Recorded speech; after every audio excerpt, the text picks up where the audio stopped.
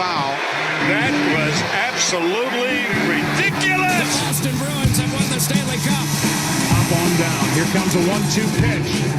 Red Sox win the World Series. I don't know. It's tough. Tom's up there, man. Beantown.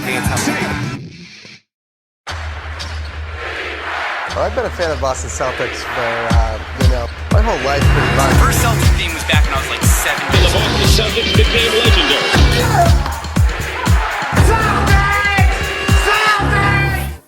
What is going on YouTube? It's your boy Justin Minute here on YouTube and from Beantown Takes. We are back again with another video, and today we are reacting to how did the Celtics get away with this? The reason why the title is like that is because the Boston Celtics right now have the best record in the NBA, and it's not even close. If we go to the standings in the NBA right now, the Boston Celtics are 46-12. The second place team in the Eastern Conference is 38-19 by the Cleveland Cavaliers. If you want to go to the Western Conference to see who has the best record in the NBA, it's the Boston Celtics at 46-12, like I mentioned. And then in second place is Minnesota and Oklahoma City. They're both tied for the first seed right now in the Western Conference at 41-17. It's not even close, to be honest with you. It's not even close to who the best team in the NBA is right now. And why is that? In my opinion, because the Celtics went out and got two star-talented players that fit their system perfectly, aka Kristaps Porzingis and Drew Holiday. Shout out to the Milwaukee Bucks for trading away Drew Holiday, letting us take Drew Holiday from the Portland Trailblazers. I should say we took them away from Portland, but Portland was not looking to have Drew Holiday as he doesn't fit their current state of their team right now. So the Celtics swooped in, went out and got him. And because of that, Milwaukee, they're having the worst nightmare. Because Dame said it yesterday that Dame thought that this season for Milwaukee was going to be what Boston's team is looking like right now. Man, I got a feeling that this year for the Boston Celtics is the year. I feel like it's the year. They're the best team in basketball, and it's not even close. They all like each other. They fit the system perfectly, and I've just loved the way this team has looked so far. How can you not as a Celtics fan? Jason Tatum, even though there's debates right now on whether or not he should be in the MVP conversation, whatever, he's having another fantastic year. Jaylen Brown has been very good this year, too. He's been himself. Actually, they're playing a lot better basketball than last year. They're playing a lot more consistent. You couldn't say that about last year's Celtics team.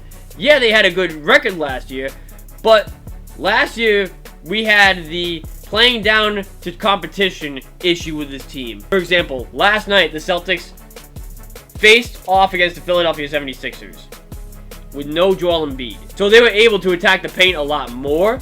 This was last year's team. They lose this game because they stick to the living or dying from the three.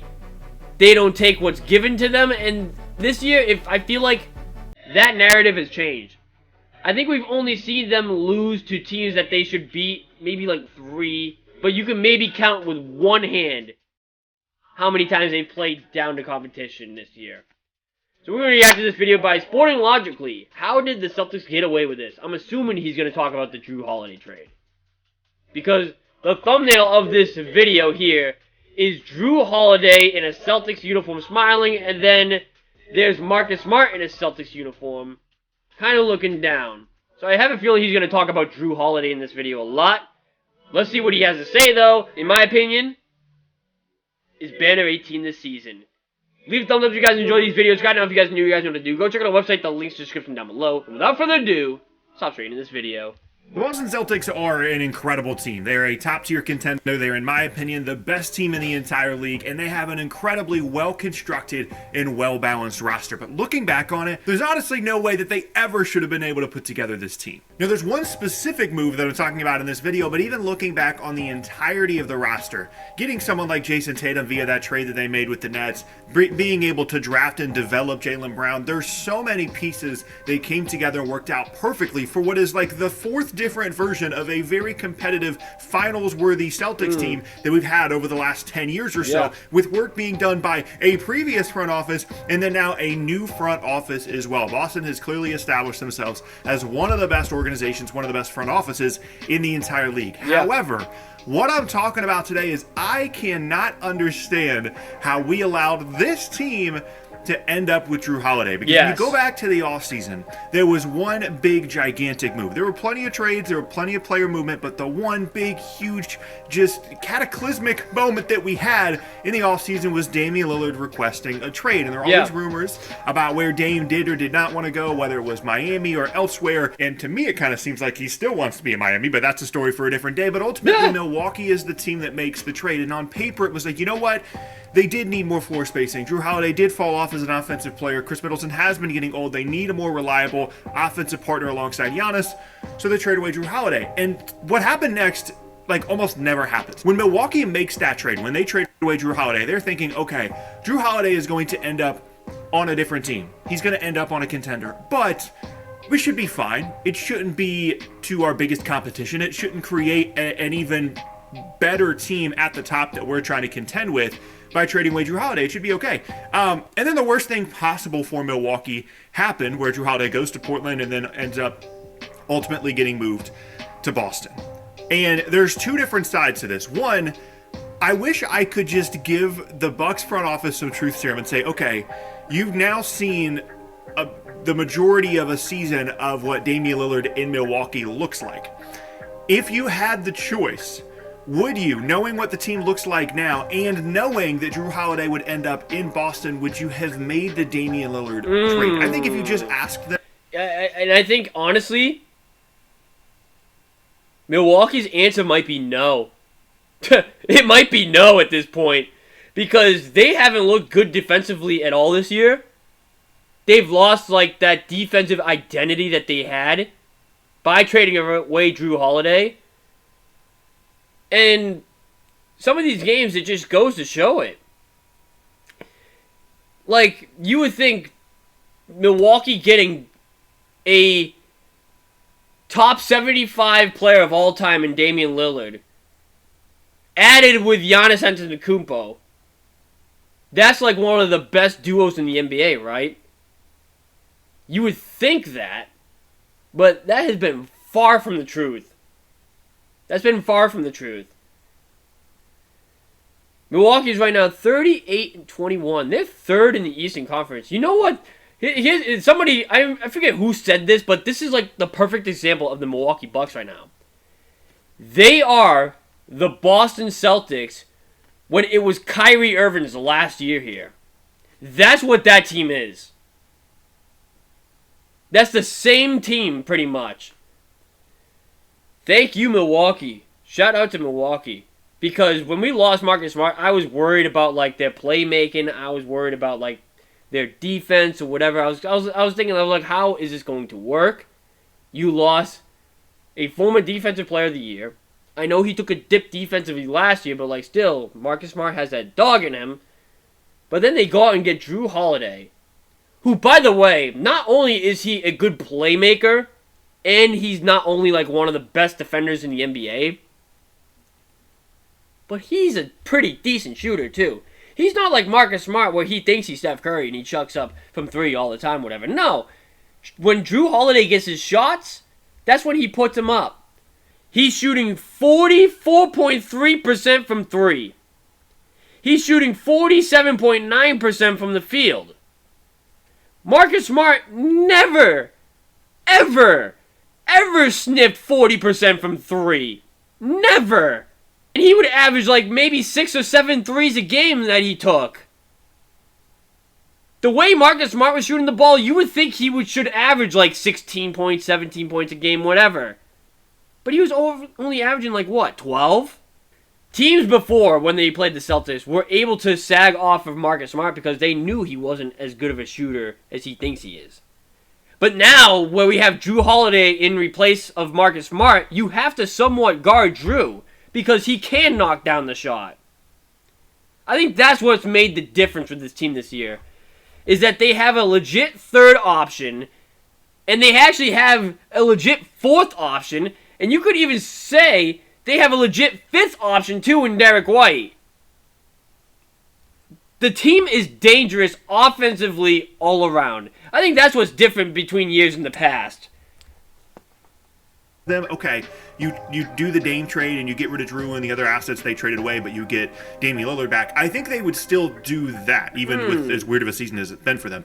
But if you also tell them that Drew Holiday ends up in Boston, I don't think they make the move. Right. And I know that it seems like, oh, well, Boston already has all these great pieces, but Drew Holiday has been the piece that has completed this roster, because Boston went into the offseason looking to make changes, looking to make a move, and they traded away Marcus Smart in a package, ultimately and eventually a deal that gets them Kristaps Porzingis, and that left a spot on the roster that was a question mark for them. That Drew Holiday immediately filled that spot. It was pretty cheap to get in return for the stuff that they sent out, because he's an impending free agent and because he's a little bit older and because he didn't have a great postseason. And they were able to just basically get rid of Marcus Smart, just get Kristaps Porzingis in exchange, and then for, not that much within their rotation, then add Drew Holiday as well. And I don't really think this ever happens. If you're Milwaukee, you're making the Dame trade to improve your roster, to improve your chances of winning a title. I think they actually made their chances of winning a title worse, regardless of what you think of the Damian Lillard Milwaukee Bucks. Adding Drew Holiday to this Celtics team never should have happened, and I think is more of a detriment to Milwaukee possibly winning a title or contending or winning the East than it was bringing in Damian Lillard in exchange for Drew Holiday in the first place. I agree. Which brings me to my main Celtics point here. It's one that I've made on the channel before.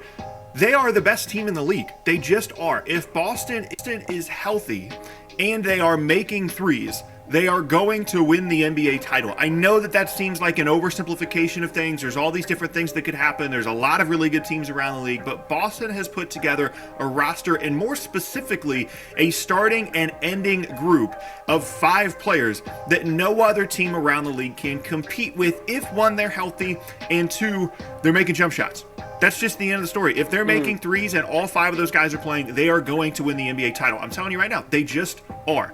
Obviously, injury concerns are what they are with guys like Kristaps Porzingis. Even Drew Holiday has dealt with stuff, and this is a team that relies heavily on making three-point shots. There's a lot of variance in that, especially when you get into the postseason, and we have seen teams in the past that rely a ton on three-pointers, namely some of those James Harden Houston Rockets teams, completely fall apart, even when they have put together an incredible roster. But Boston has been as dominant this season relative to their peers within the Eastern Conference as any team that we have seen over the last handful of years, and there's a reason for it. Of course, they had the foundation, Jaylen Brown, Jason Tatum. Then they're able to make some really nice moves, getting Derek White a few years ago, bringing in Kristaps Porzingis in the offseason. But the Drew Holiday trade is the trade that they never should have been able to make. That's the trade they never counted on. That's the trade that they never thought they were going to be able to make. And when Milwaukee decided to do the Dame trade, they opened up the possibility of increasing the chances of the Celtics winning the title, which is the opposite of the intention of the initial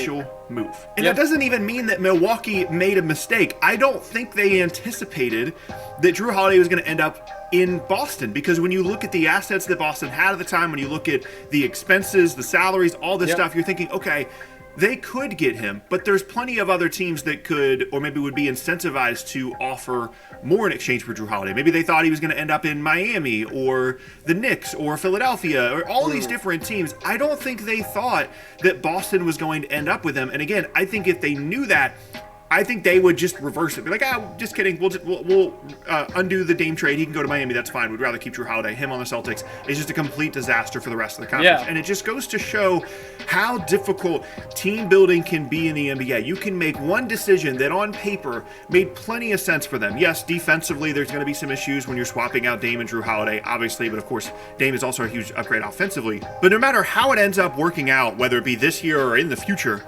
on paper, the Dame trade made absolute sense. There were things that you could say one way or the other about why it would or wouldn't work out, but it absolutely was a deal that seemed like it was going to increase the Bucks' odds of winning a title. And it has done, in my opinion, just the opposite. Now, to be clear, it's not like Drew Holiday ending up in Boston made the Celtics contenders. I mean, they made the finals recently. They were going to be a contender for the title this year regardless. It's just the way that they structured their offseason. They were okay replacing Marcus Smart with someone that wasn't as valuable as Marcus Smart so that they could have more size in the front court, so that they could have a better option in the front court at someone like Kristaps Porzingis. They were okay conceding that spot in the starting lineup for an upgrade for them in Kristaps Porzingis. Right. And then they were just able to get someone better than Marcus Smart in that spot anyway. It took them from like, okay, they are contenders. They are on par with any other team in the league and certainly within the Eastern Conference. And it took them to a completely different level. And that's the best way to think about this entire situation. Boston, and that's what made their offseason a successful offseason. They lost some depth. Understandable. They lost the sixth man of the year to Malcolm Brogdon. They lost Robert Williams, who was a defensive mindseted center, off the bench. They lose Marcus Smart. They lost Grant Williams. Totally understand that. But is depth sometimes overrated? It sometimes is. Look at Sam Hauser this year. Sam Hauser has been playing very, very well all season. I'm gonna admit, I'm shocked of how well he's played this year off the bench. I thought he was going to be like maybe one of these guys where like, oh, maybe you could flip him, so on and so forth. He might not see any playoff minutes. To now where I'm looking at him and I'm like, okay, he's going to get some minutes in the postseason. A good defender on the wing, and he knocks down threes at a high level. Averaging almost 10 points a game this year. They went to show that you could find depth within the organization.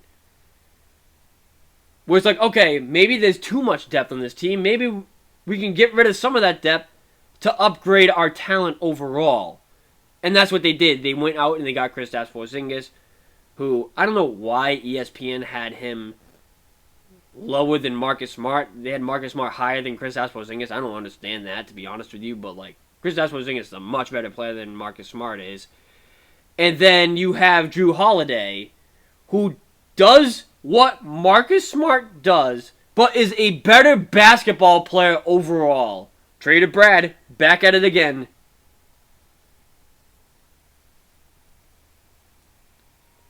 Already had a contending team. They already had a team that arguably was the best in the Eastern Conference after the Kristaps Porzingis trade, before the Drew Holiday trade. That's already where they were. You could have put that team in a 7-game series and they could have beaten any team in the league in a 7-game series. And then you added Drew Holiday to it. Think about all the other contending teams. Think about the Clippers, right? What if you just added Drew Holiday onto that team and the rotation really wasn't that impacted? What if you just added Drew Holiday to the Sixers, to the Heat? The rotation wasn't really that impacted. All these other teams were thinking they were going to have to give up something significant, and Boston just didn't. And so yeah, it's really difficult to build a good team in the NBA, but also sometimes things just work out. Like Boston, when they made the KP trade, they probably didn't think that they were going to have an opportunity to replace Marcus Smart with someone like Drew Holiday. Right. And this is just the trade that I'm sure they never anticipated, and again, they just never should have been able to make. Now, having said all that, it's not like the season is over. There absolutely are ways in which Boston can not win the title or not be successful in the postseason. Injuries they have been dominant in previous years before in the regular season as well, and not been able to win the title. And there are still basketball games to be played, and weird stuff can happen. But in my estimation, if things are